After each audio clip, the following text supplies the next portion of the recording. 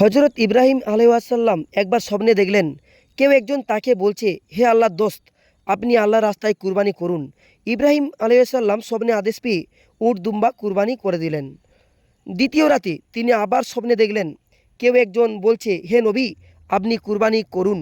এবার তিনি 200 উট কুরবানি করলেন। তৃতীয় রাতেও তিনি 200 উট কুরবানি করলেন। চতুর্থ রাতে স্বপ্ন দেখলেন কেউ যেন তাকে বলছে, হে আল্লাহর দোস্ত, আপনি আল্লাহর রাস্তায় আপনার প্রিয় বস্তু বা আপনার সন্তানকে কুরবানি করুন। তিনি বুঝতে পারলেন কুরবানির জন্য তার সন্তানকে চাওয়া হচ্ছে। সেই সন্তান তার নির্বাসিত মায়ের কাছে থাকে।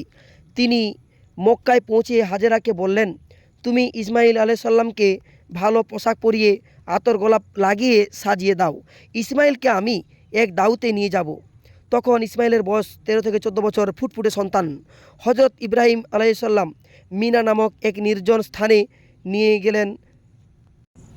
তখন পুত্র ইসমাইলকে বললেন যে তাকে কুরবানির জন্য এখানে নিয়ে এসেছেন। পিতার কথা শুনে আলহামদুলিল্লাহ বলে, আমার জন্য সৌভাগ্য, আল্লাহ কবুল করেছেন, আমি আনন্দিত।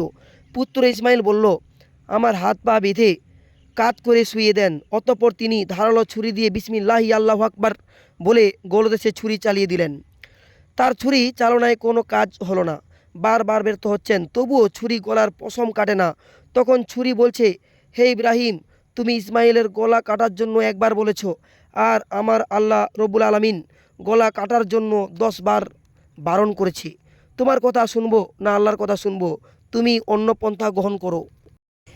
ইব্রাহিম আলাইসাল্লাম ইসমাইল আলাইসাল্লামের কথা অনুযায়ী নিজের চোখ দুটো বেঁধে কাত হয়ে শুয়ে বিসমিল্লাহি আল্লাহু আকবার বলে ছুরি চালালেন।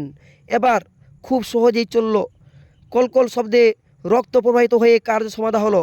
আল্লাহ তালার নবীর শেষ পরীক্ষা সফলতা দেখে সন্তুষ্ট হলেন, যার পরিণামে আল্লাহ তালা জিবরাইল আলাইহিস সালাম মারফত বেহেশত থেকে আনা এক দুম্বাকে জবে করার মুহূর্তে ইসমাইলের স্থলে শুইয়ে দিয়ে ইসমাইল আলাইহিস সালামকে একটু দূরে দাঁড় করিয়ে রাখলেন, যা লেশমাত্র বোঝা নবীর পক্ষে সম্ভব হয়নি।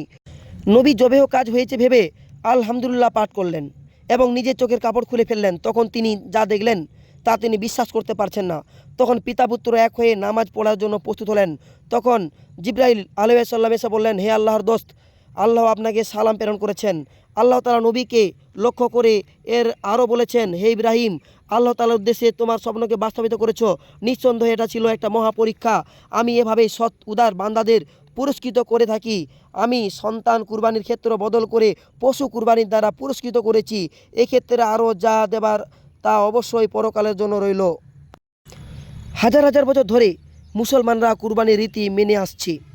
ইব্রাহিম আলাইহিসসালাম এবং পুত্র ইসমাইল আলাইহিসসালাম থেকে যা শুরু হয়। আজ ভিডিও এখান পর্যন্ত। ততক্ষণ টাটা, বাই বাই।